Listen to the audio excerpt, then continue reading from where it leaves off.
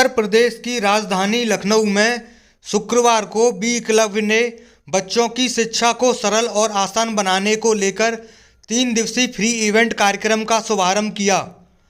कार्यक्रम में भारत की पावन देव भूमि उत्तराखंड के ऊधम सिंह नगर के जसपुर से बी एकलव्य के फाउंडर राकेश भटनागर पहुंचे। पहले दिन के सफल संगोष्ठी कार्यक्रम में बच्चों और उनके अभिभावकों ने बढ़ चढ़कर भाग लिया और शिक्षा के अनोखे मेथड को जाना। आपको बता दें कि बी एकलव्य देश के कोने कोने में बच्चों को आत्मनिर्भर बनाते हुए सेल्फ स्टडी कार्यक्रम के अनोखे और अद्भुत मेथड पर बीते कई वर्षों से लगातार कार्य कर रहा है। बी एकलव्य समूचे देश का इकलौता ऐसा प्लेटफॉर्म है जहां बच्चों को क्रिएटिव बनाते हुए सेल्फ स्टडी शिक्षा पद्धति पर कार्य करते हुए तन मन और धन से लगा हुआ है। देश के अधिकतर बच्चों के मन की बात जाने तो उन्हें विद्यालय में पढ़ने जाने के लिए डर लगता है, लेकिन बी एकलव्य ऐसा प्लेटफॉर्म है जहां बच्चों को इस प्रकार तैयार किया जाता है कि बच्चे न केवल विद्यालय जाने के लिए तैयार रहते हैं बल्कि विद्यालय में पढ़ाई जाने वाली पढ़ाई से हमेशा एक कदम आगे चलकर अपने आप को सभी से अलग दिखाते हैं। बच्चों की पढ़ाई का यह अद्भुत तरीका समूचे देश भर के बच्चों और उनके अभिभावकों में वर्तमान शिक्षा की विसंगतियों को कई पैमानों पर आसान और सरल सिद्ध कर रहा है, जिससे बच्चे इस प्लेटफॉर्म पर अपनी अंदर की क्रिएटिविटी को बाहर निकालकर एक उदाहरण पेश कर रहे हैं।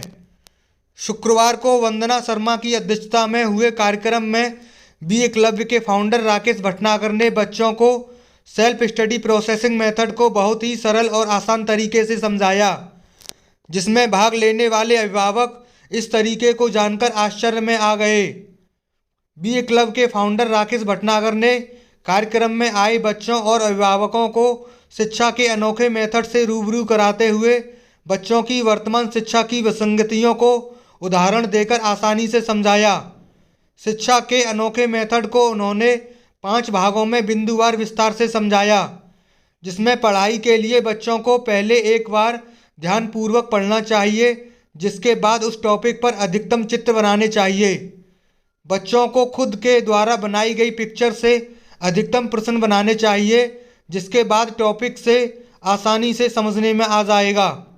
अंत में उस टॉपिक को बोर्ड पर एक्सप्लेन करते हुए स्वयं के वीडियो बनाएं और उन वीडियोज़ को बच्चे अपने यूट्यूब चैनल पर अपलोड करें, जिससे न केवल बच्चों को सरलतापूर्वक पढ़ाया जा सकता है बल्कि उन्हें आगे के समय में बच्चों की पढ़ाई में होने वाले खर्च में यूट्यूब से होने वाली आमदनी से मददगार साबित हो सकता है।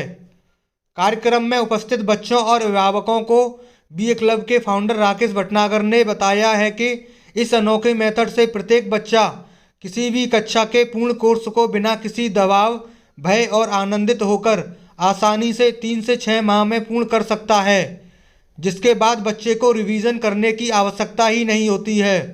साथ ही बच्चा कभी भी उस टॉपिक को भूल नहीं सकता।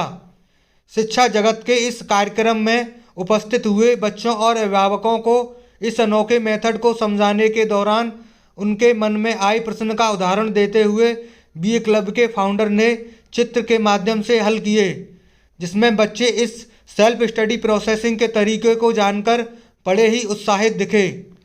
बच्चों और अभिभावकों ने बताया है कि इस अनोखे तरीके के बारे में उन्होंने ना पहले सुना और ना ही किसी ने बताया। उन्होंने कहा है कि यह तरीका तो सभी पढ़ाई करने वाले बच्चों या कंपटीशन की तैयारी करने वाले बच्चों को बहुत ही मददगार साबित हो सकता है। कार्यक्रम में आए बच्चों ने कहा कि अगर ये अनोखा तरीका बच्चों को शुरू से ही मिल जाए तो वह अपनी आगे की क्लास की पढ़ाई शिक्षक से आगे कर सकता है।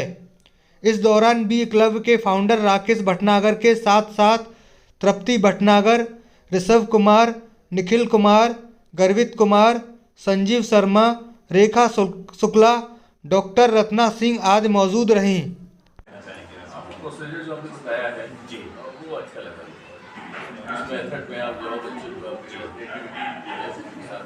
ये इसके अलावा फिर वो आत्मनिर्भर बन जाएगा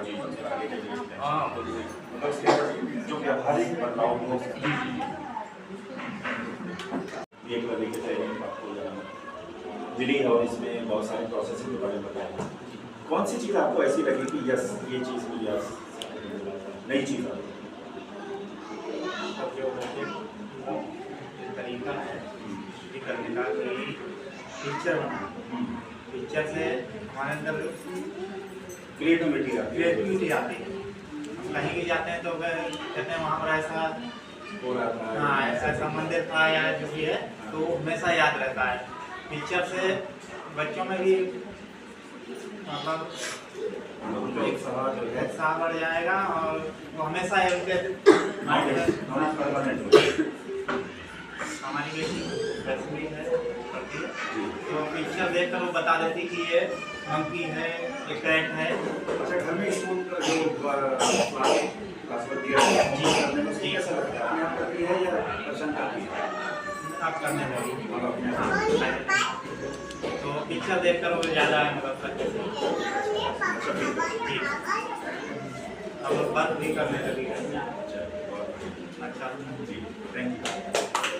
जी मैम, क्या लगा आपको? क्या कहना चाहेंगे? जो आपने समझाया बहुत अच्छा लगा क्योंकि मेरे बेटे साथ ऐसा ही होता है तो हम इसको फॉलो करेंगे। जी बहुत अच्छा लगा। जी सर हमें ये लगता है कि हम अगर गलत चीज़ पे फोकस कर रहे हैं हमको अब सही चीज़ पे फोकस करना है। अब तक जो गलत चीज़ों पे फोकस था कि हम बोझ की तरफ बढ़ रहे हैं और हमें बोझ की तरफ बढ़ना है और बोर्ड की तरफ बढ़ेंगे तो सब कुछ अच्छा हो सकता है। उसमें सारी चीज़ें बढ़िया हो जाएंगी। ये दो चीज़ आपको क्लियर हो गया। नॉलेज जी, तो मतलब जो परेशानियां हैं, जो टेंशन हैं, वो इसलिए नहीं है कि ये बच्चे जानबूझ के ऐसा कर रहे हैं या उस मेथड में उनको ऐसा कर रहे हैं। क्योंकि हम उस मेथड में ऐसा करेंगे वो जी नहीं है ऐसे जी जन्म से नहीं।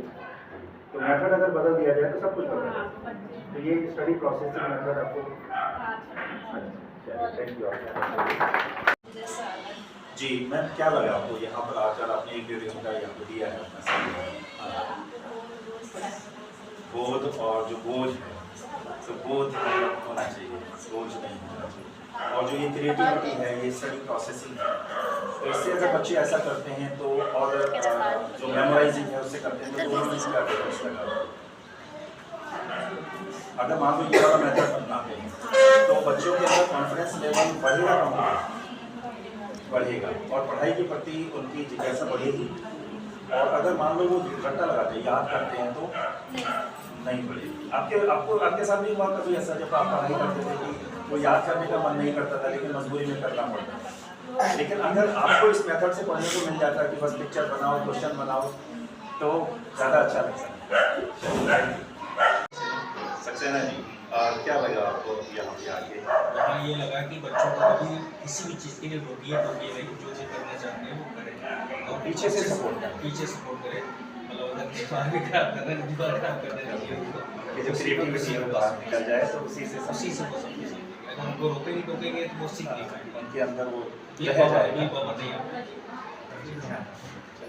है वो किस में चला जाता है? माइनस। कब? जब दिमाग में चलती है लाइन। ठीक है। तो और जब पढ़ाई चलती है तो एनर्जी का जो अकाउंट है वो प्लस में चला जाता है। ये डिफरेंस है। तो जब बच्चा 2 घंटे पढ़ता है, ठीक, अभी तो ये छोटे बच्चे हैं, अभी इनको ज़्यादा जानकारी नहीं, लेकिन जो बड़े बच्चे होंगे अगर आपके परिवार में 6th में, 7th में, 9th में या किसी जॉब की तैयारी कर रहे हैं, तो वो 2 घंटे पढ़ाई कर लें तो उनकी एनर्जी डबल हो जाती है या आधी हो जाती है? क्या लगता है? हाँ जी, कौन बोला डबल? जरा हैंडल करें। सर डबल हो जाती है या नींद आती है? है आप क्यों गलत नहीं कर रहे, है ना? तो इसको बदलने की जरूरत है या ऐसे ठीक है? अगर बोध आता तो बोध वाला इंसान उस काम को छोड़ता नहीं, राइट?